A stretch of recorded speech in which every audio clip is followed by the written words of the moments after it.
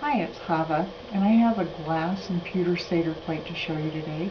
This Seder plate is handcrafted in Israel, and it is recommended that you wash in cold water only. It has a beautiful pink rose design on it. It's 14 inches in diameter. Each of the food item dishes is in Hebrew and English.